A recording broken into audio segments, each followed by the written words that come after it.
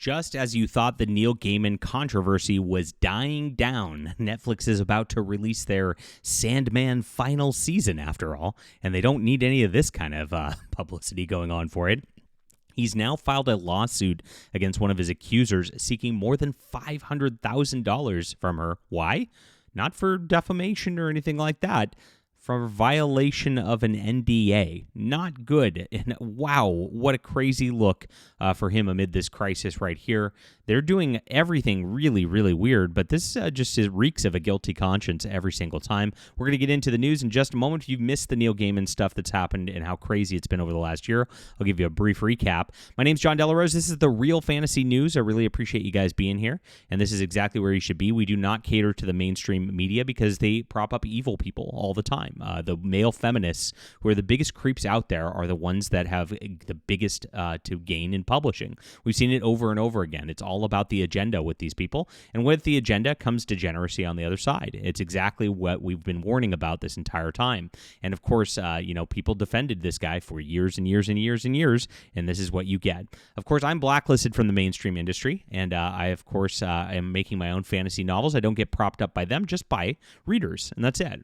It's just pure word of mouth of readers that builds our community here and makes us a bestseller every single time, and I appreciate you being here. This is my Demon's Eye. It's a classic sword and sorcery fantasy, and so if you like the stuff that was great, Roger Zelazny's Amber Chronicles, Paul Anderson's Three Hearts, Three Lions, the good stuff from back in the day, Fritz Lieber's Swords and Deviltry, I'm going deep, guys, into real fantasy. I think you'll really love this, so check it out. It's in the description below. It's a strong male lead fighting against an evil that's awakened on his world, and it's really beautiful stuff. So check it out in the description. It's available on Kindle or paperback. It's only $4.99. You can support our channel, support good fantasy that's building out here, and the best is yet to come, guys. I've got so much in development right now. I'm very excited to be doing this and being a prolific author first, which is a lot of fun these days to do by yourself. I'm glad I'm not a part of this mainstream publishing establishment. And then hit the like and subscribe button if you haven't already.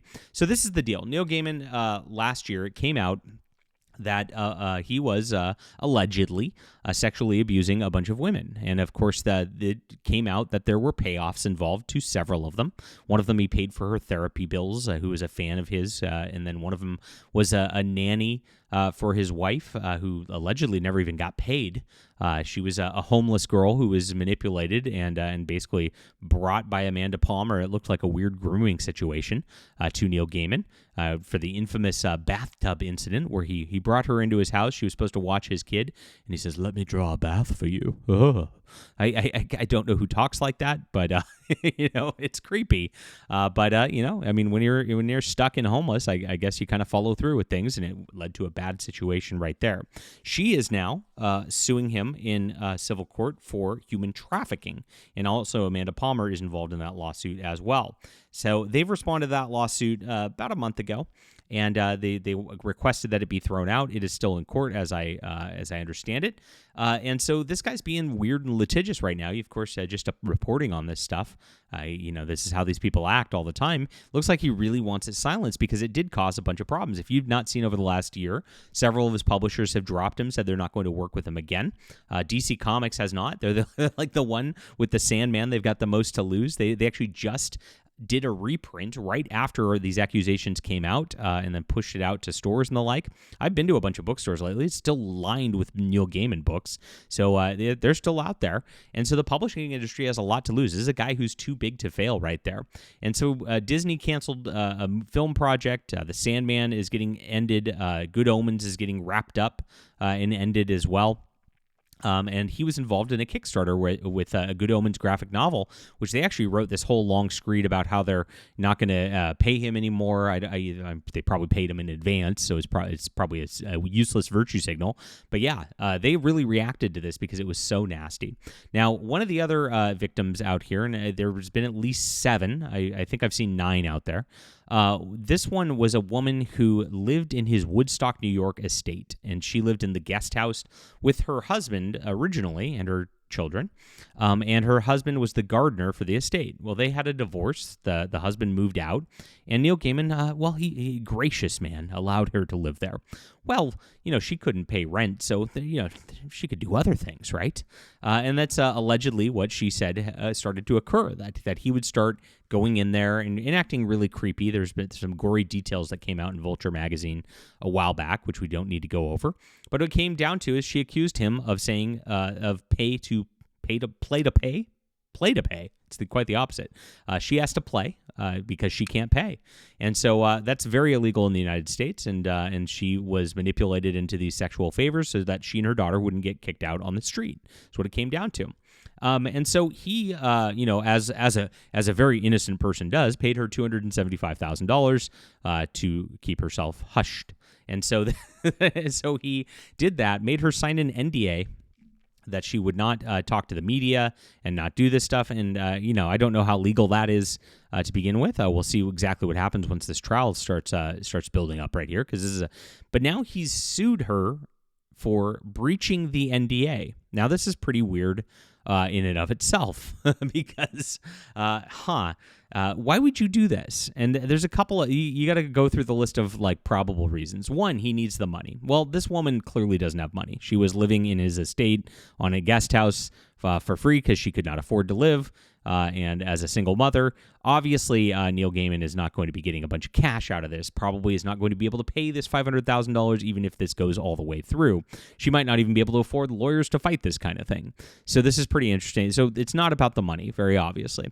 It's very much what could be the second reason? Well, he wants to prove his innocence. Well, why? This is an NDA thing. This is not a libel suit, so it's clearly not about that.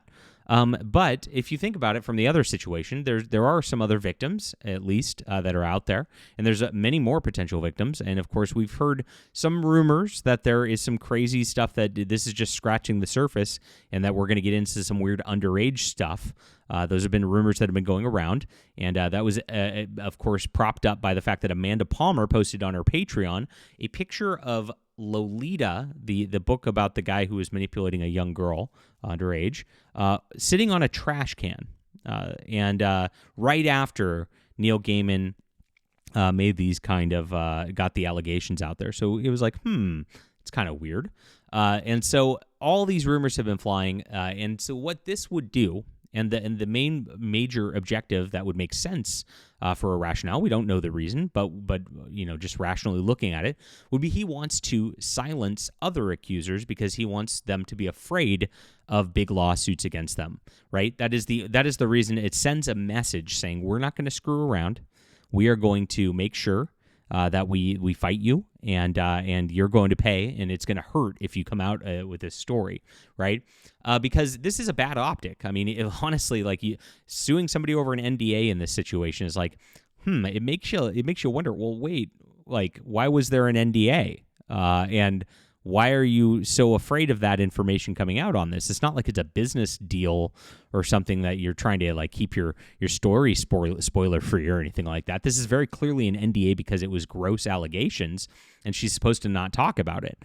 Well, I mean, if he doesn't want her to talk about it and it's not libel because he's not suing her for libel, this seems really weird, right? It's a really bad look. It's a bad optic, and that's exactly what her lawyers said in this situation as well. So this has now come out, and of course, Vulture Magazine has reported on this as well.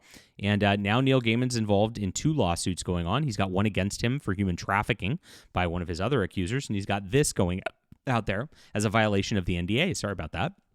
And my gosh, this is really, really crazy. I kind of can't believe he would do this in the middle of this because it is such a bad public look. That story's already out there, so it's not like he's trying to silence her. So he's got to be trying to silence other people. That is the only possible rational explanation for this, at least that I can come up with.